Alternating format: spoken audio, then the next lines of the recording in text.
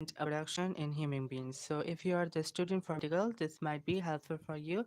Here, we'll be discussing about male and female reproductive system, about the sexual reproduction and the pregnancy. So, first of all, you are seeing the diagram of the male reproductive system. Here you can see the bladder. From the bladder, we talk about that the bladder is the area where our urine is stored, and we'll discuss about bladder more in the urinary system. The second thing here is glands. So, and the third thing is here is the sperm duct. All right. So the line you can see from the testis, from the penis, urethra, foreskin, and scrotum. So the you're required to basically learn the functions of the bladder, glands, sperm duct, urethra, penis, testis, foreskin, and scrotum. So number one, we'll be talking about the bladder, that it consists of urine, the wasted water, all right, including some protein, some nitrogen, or whatever is being such as salt. So these are the excretion, these are the metabolic waste we are required to excrete from the body. So it is excreted through the penis. So the penis is the human male reproductive system. It includes in the male reproductive system. It consists of urethra. From the urethra, the urine is passed, and from the urethra, the semen is passed. What is the semen? Semen is basically the mixture of this sperm cell and including the fluid, which consists of 80% water.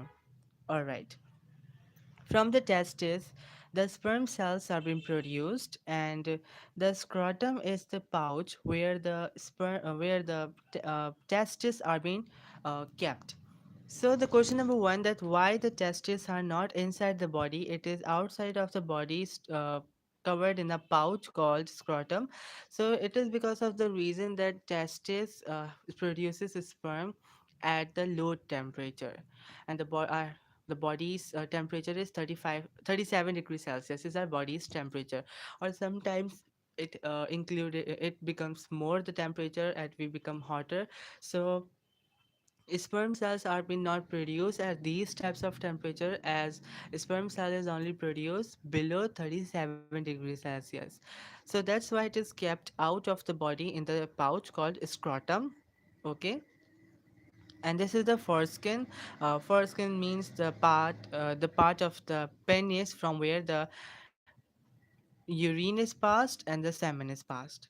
Okay. And the sperm duct is the duct through which the sperms travel towards the gland. The gland, here the gland you can see having it is called the gland, where the basically the sperm cell meets the water and the other solutions, including the protein, glucose, etc., whatever is in the semen. You are not required to just learn what is in the semen basically, but you must know that here the semen is produced, and then it comes out of the body through penis.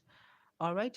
So here basically the parts written complete, and you can focus on it, that what is the function of each gland or each structure. Number one, prostate gland. What is prostate gland? Here you can see that this is made of the gland here. This is the side view of the male part, and this is the front view. So from the side view you can understand more better that where's the sperm duct, where's the gland. So this gland is called the prostate gland, from where you'll be understanding from the definition. Okay. So produces fluid called semen that provides sperm cell with nutrients. So obviously this is a very simple and easy definition. No need to write any glucose or water, etc.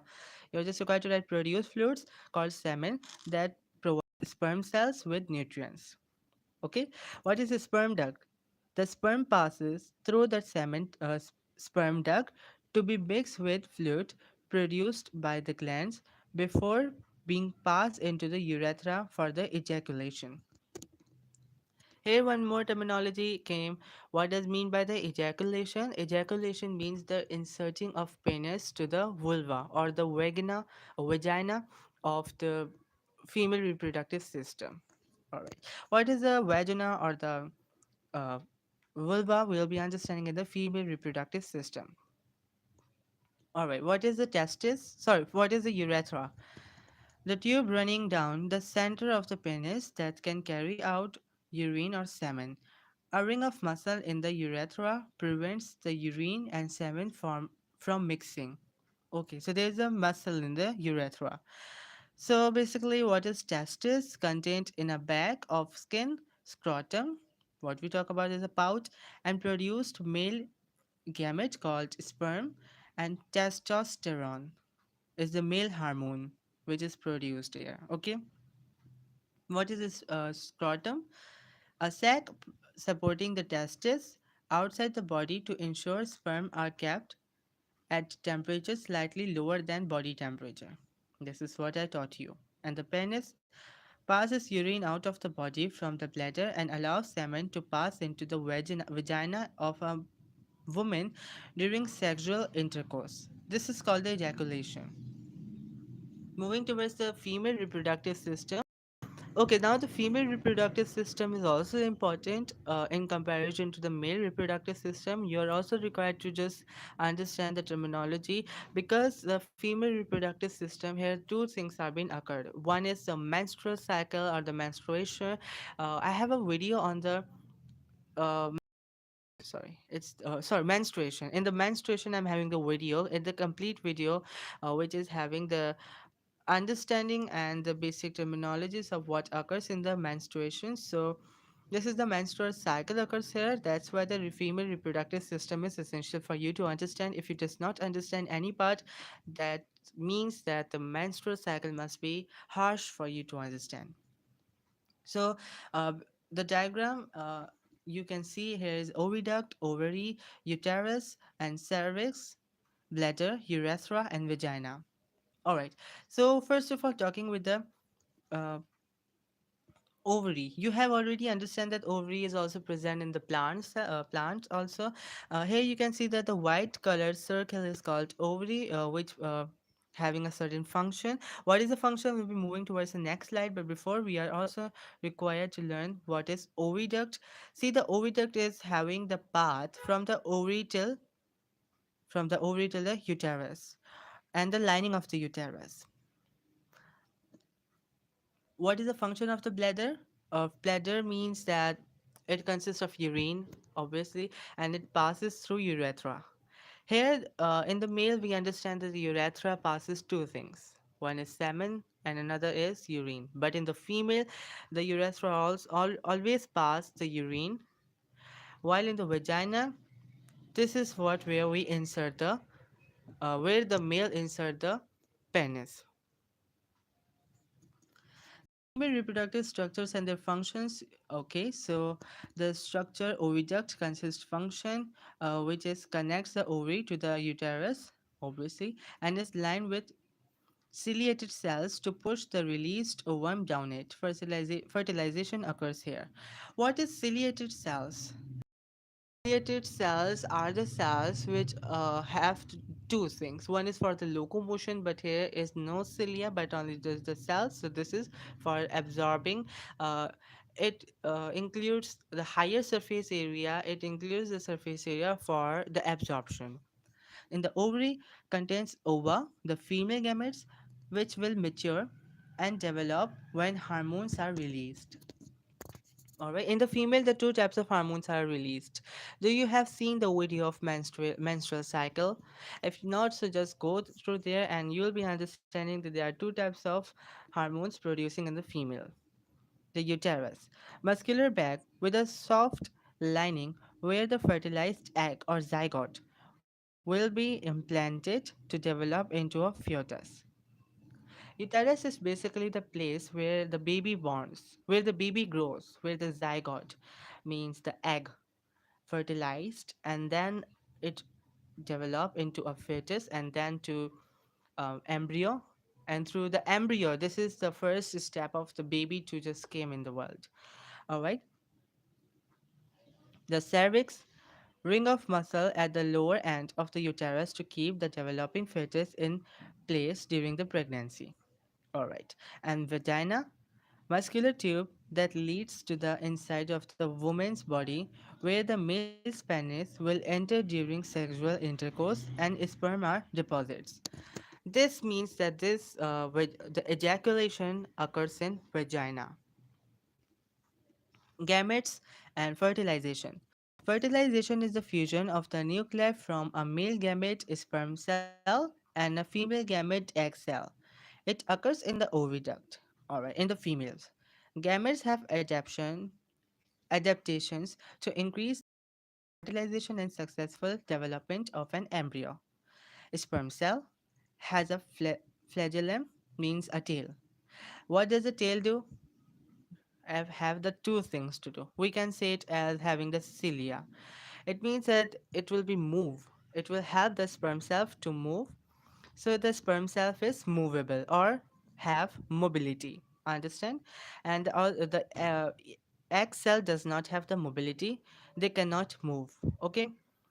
So it have the work of locomotion, and another thing is higher surface area for the absorption. Contains enzymes in the head region, acrosome.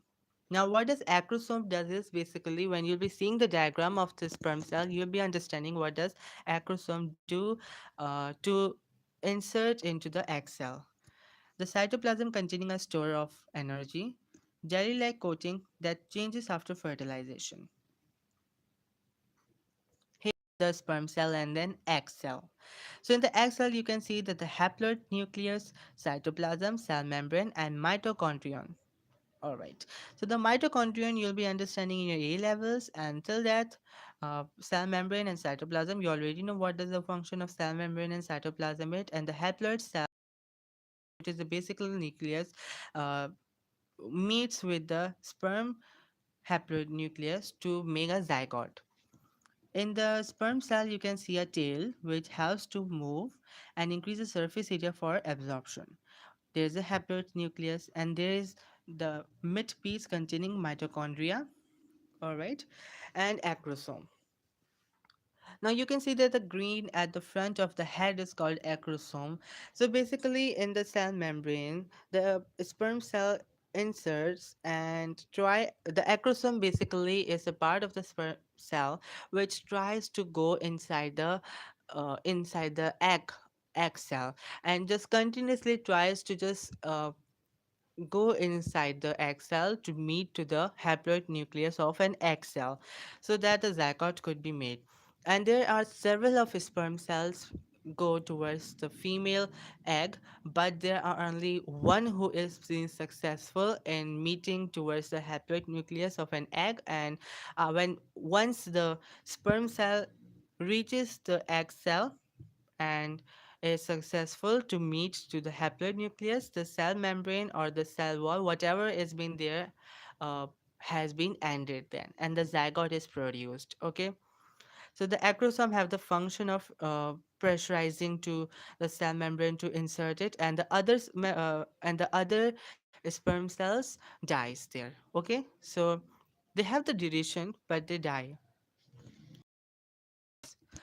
All right. So the gamete sperm have the adaptive feature that has a tail, contain enzyme, contain many mitochondria. The reason that why it has tail to swim to the egg contains enzyme in the head region acrosome to get through the jelly coat and the cell membrane and of an egg cell when it meets one. This is what I give you the explanation completely. Contains many mitochondria. Alright. It provides energy from respiration so that the flagellum can move back and forth for locomotion. In the egg, the adaptive feature is cytoplasm containing a store of energy, provide energy for the dividing zygote after fertilization. Alright. And the jelly-like coating that changes after fertilization, the reason is forms an ampe, ampen, impenetrable barrier after fertilization to prevent other sperm nuclei entering the egg cell. All right. This is what we have been learned that the fertilization is the fusion of nuclei from a male. Okay. Now coming towards the pregnancy, the growth and development of the fetus. So this is one of the most important thing after the male and female reproductive system you are required to learn. Basically, in the sperm cell and the egg cell features are also essential, but not more than the female and the male reproductive system and the pregnancy. All right. So the growth and development of fetus. After fertilization in the oviduct, the zygote travels towards the uterus. This takes about 3 days, during which the time during which time the zygote will divide several times to form called embryo. Okay, in the uterus, the embryo embeds itself in the thick lining implantation. It is called implantation and continues to grow and develop.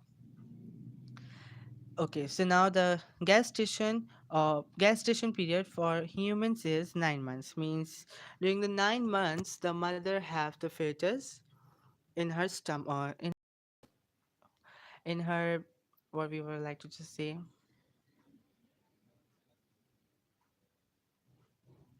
uterus. In the side of the uterus, the mother is having uh, her child for 9 months. So this is the duration. I hope so that you have already learned this duration during your childhood in your studying in the junior classes. So the major development of organs takes place within the first 12 weeks, during which the time the embryo gets nutrient from the mother by diffusion through the uterus lining. Alright, so the diffusion occurs in the uterus lining. After this point, the organs are all in place, the placenta has formed, and the embryo is now called a fetus. Now, embryo has to grow towards the next level called fetus, and yeah, a placenta has been formed. The remaining gestation time is just to grow bigger in size. Now, the fetus is growing bigger. As you can see, that where is placenta? Basically, placenta is the area from where the mother gives the nutritions, uh, mother gives the milk, or whatever mother eat or drink for energy, give to her baby. All right, and the umbilical cord is the cord or the duct through which the placenta gives the food or nutrition to the fetus. All right. And what is called the amniotic fluid? Amniotic fluid basically is the fluid in which the baby is there. All right. And the cervix, which stop the fetus moving towards the down, and the vagina, the part of the female reproductive system. The fetus in the fetus is surrounded by an amniotic sac which contains amniotic fluid made from the mother's blood plasma. All right. This protects the fetus during development by cushioning it from bumps to the mother's abdomen. All right. The umbilical cord joins the fetus, blood supplied to the placenta for exchange of nutrient and removal of waste products. The placenta and umbilical cord. During the gestation period, the fetus develops and grows by gaining the glucose, amino acids, fats, water, and oxygen it needs from the mother blood. The bloods run opposite each other, never mixing in the placenta.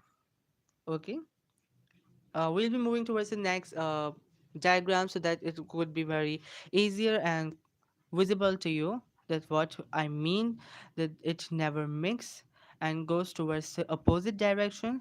The fetus blood connects to and from the placenta by the umbilical cord. Okay, your mother's blood also absorbs the waste from the fetus blood in the placenta.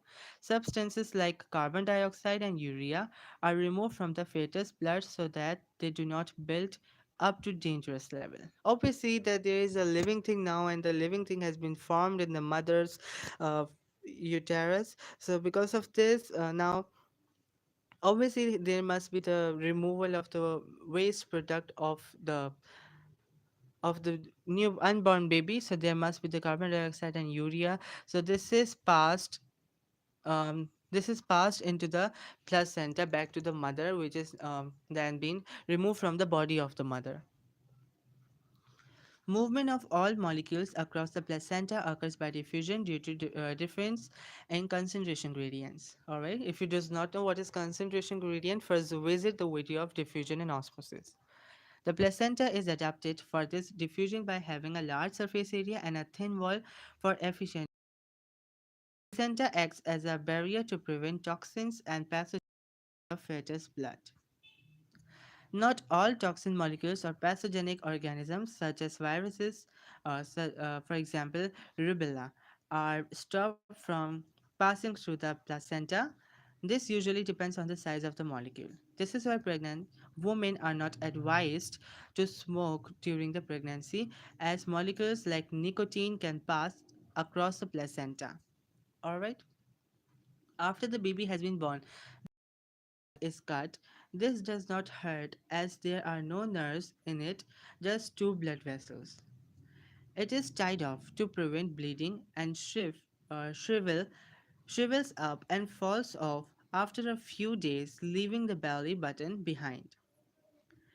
The placenta detaches from the uterus wall shortly after birth and is pushed out due to contractions in the muscular wall of the uterus known as afterbirth. And here is at the last the diagram.